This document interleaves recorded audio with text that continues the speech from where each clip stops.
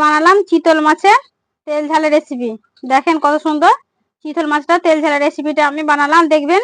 চলুন পুরো ভিডিওটা দেখার জন্য মেন কোর্সে যাওয়া যাক। আসসালামাইকুম বন্ধুরা, কেমন আছেন? আশা করি ভালো আছেন। পিঙ্কি কিচেনে সবাইকে স্বাগত। আজকে চিতল মাছের চিতল মাছ নিয়েছি, চিতল মাছের তেল ঝাল বানাবো। দেখে থাকুন কিভাবে বানায়, স্কিপ না করে পুরো ভিডিও দেখবেন, দেখার জন্য অনুরোধ রইল। মাছটা কেটে বেছে ধুয়ে নিয়ে এসেছি, এবার উনুনটা জ্বেলে নেবো।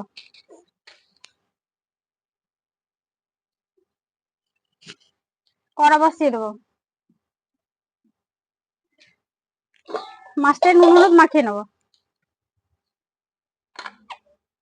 দেবো হলুদ গুঁড়ো, নুন, দেবো অল্প পরিমাণে সরষের তেল দিয়ে মাখিয়ে নেবো, তাহলে মাছটা তেলে দিলে ফাটবে না, মানে গায়ে তেলটা ছিটকাবে না। তার জন্য অল্প পরিমাণে সরষের তেল দিয়ে দিলাম। এবার আমি ভালো করে মাছটাকে মাখিয়ে নেবো। কড়াটা গরম হয়ে গেছে, সরষের তেল দিয়ে দেবো। তেলটা গরম হয়ে গেছে, চিতল মাছগুলো ছেড়ে দেবো ভাজার জন্য। মাছগুলো কত বড় বড় সাইজ, আপনাদের দাদা বাজার থেকে নিয়ে এসেছে একবার বড় সাইজের মাছ। এই মাছ কটাই 800 ওজন আছে।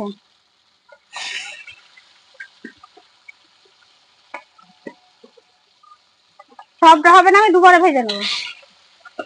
কড়া ভর্তি গেছে, সবটা হবে না, দুবারে ভেজে নেবো।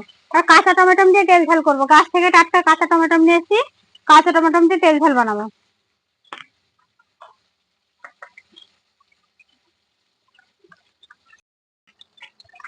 মাছগুলো আমার ভাজা হয়ে গেছে, উঠিয়ে নেবো।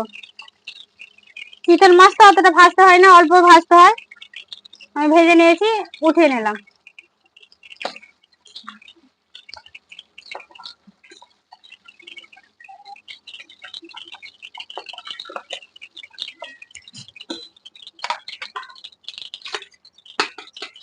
আবারও বাকি মাছটা ছেড়ে দেবো।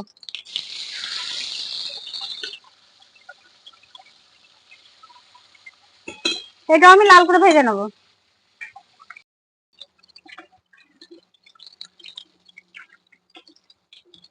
এই মাছটা ভাজা হয়ে গেছে, উঠিয়ে নেবো।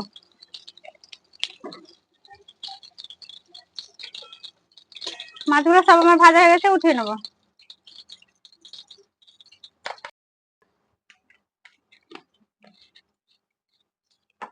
দেবো পেঁয়াজ কুচি,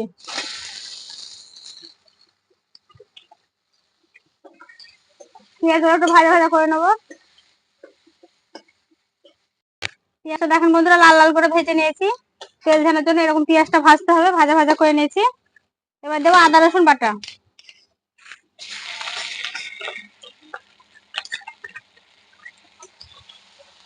আদা রসুন বাটাটা একটু ভাজা ভাজা করে নিয়েছি। এবার দেবো কাঁচা টমেটো, গাছে থেকে পাকা কাঁচা টমেটোটা দিয়ে দেবো।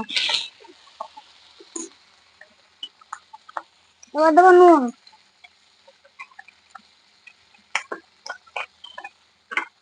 দেবো হলুদ গুঁড়ো, দেবো লঙ্কা গুঁড়ো, ভাজা ধনে গুঁড়ো, ভাজা জিরে গুঁড়ো।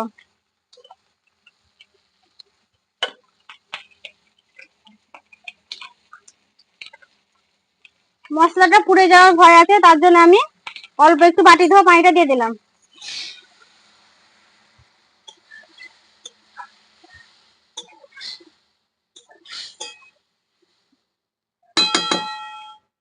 মশলাটা ঢেকে সেদ্ধ করে নেবো, মানে ভেজে নেবো ভালো করে।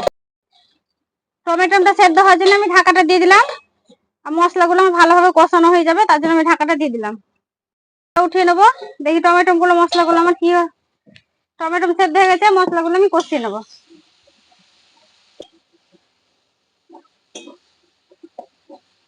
ভালো করে মশলাগুলো আমি কষিয়ে নেবো।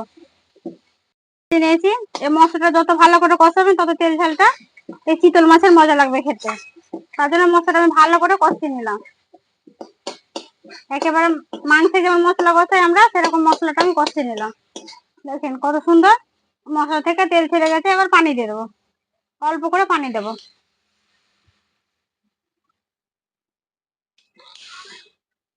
অল্প করে পানিটা দিলাম। কেউ যদি ইউটিউব থেকে দেখে থাকেন অবশ্যই সাবস্ক্রাইব করবে, ফেসবুক থেকে দেখে তাহলে পেজটাকে ফলো করে একটা লাইক দিয়ে সাথে থাকবেন। আর রান্নাটা ভালো লাগলে বেশি বেশি করে শেয়ার করবেন, বেশি বেশি করে শেয়ার করবো বন্ধুরা, লাইক দেবেন, লাইক দিয়ে সাথে থাকবেন। এবার আমি ঢাকাটা দিয়ে দিলাম ঝোলটা ফুটার জন্য। ঝোলটা ফুটে গেলে মাছটা আমি দিয়ে দেবো। ঝোলটা আমার কি সুন্দর ফুটে গেছে। এবার মাছগুলো দিয়ে দেবো।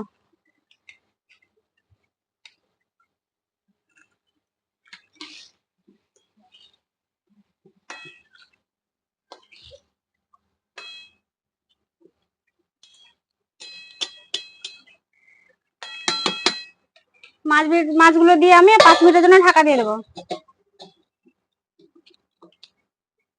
5 মিনিট হয়ে গেছে, দেখি এবার ঢাকাটা উঠিয়ে মাছটা আমার হয়ে গেছে। দেখেন বন্ধু মাছটা কি সুন্দর ফুটছে। দেখেন মাছটা আমার কত সুন্দর ফুটেছে, কত সুন্দর হয়ে গেছে। এবার আমি নামিয়ে নেবো। দেখেন মাছটা কত সুন্দর কালার হয়েছে, তেল ঝাড়ে কত সুন্দর কালার হয়েছে। এবার আমি মাছটা নামিয়ে নেবো।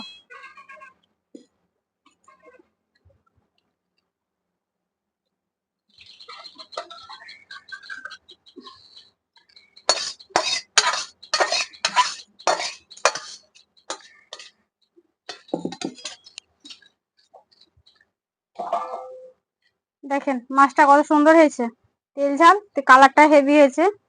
আমি এবার ভাতটা নিয়ে এসে খেয়ে দেখাবো কেমন হয়েছে। এবার আমি খেয়ে দেখাবো কেমন হয়েছে। দেখেন কত বড় পিস গুলো হয়েছে মাছে। এবার আমি খেয়ে দেখাবো কেমন হয়েছে। ঝোলটা নিয়ে দেখাচ্ছি।